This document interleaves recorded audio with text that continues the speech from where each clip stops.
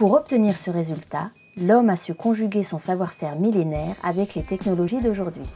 Ainsi, le secret vient d'une subtile alliance entre des cépages autochtones ou historiques, un terroir aux conditions climatiques idéales et une maîtrise de la protection des richesses aromatiques dans le cadre d'un process de vinification très précis. Pour les blancs, qui représentent 85% de la production, la vendange a lieu à maturité optimale avant que les arômes ne se dégradent.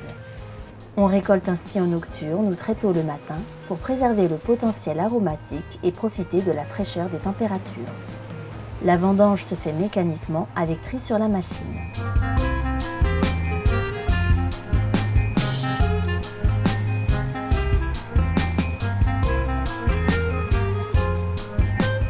Transféré rapidement au chai, il est ainsi plus aisé de faire fermenter le mou à basse température. Dès lors, les opérations s'enchaînent. Séparation des jus de goutte dans une cuve de décantation, transfert dans le pressoir pneumatique de la vendange pour une macération pelliculaire de quelques heures avant le pressurage lui-même. Les jus de première presse sont assemblés avec les jus de goutte, tandis que les jus de fin de presse sont traités séparément. On procède ensuite au soutirage des jus clairs qui vont fermenter à basse température, entre 14 et 18 degrés, pour une transformation optimale des précurseurs en arômes par les levures.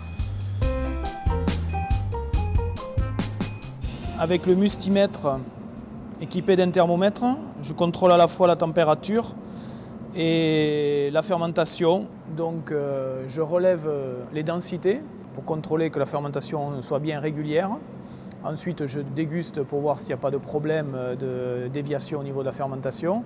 Et je contrôle également la température de fermentation pour également voir si celle-ci ne s'élève pas ou ne se diminue pas dans le temps.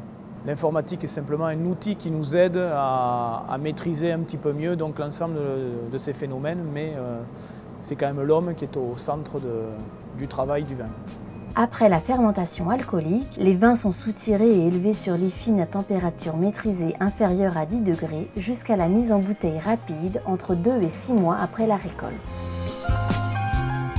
La chaîne d'embouteillage suit elle-même un protocole strict afin de garantir la qualité et la fraîcheur aromatique unique des vins Côte de Gascogne avec notamment un inertage et un bouchage sous vide.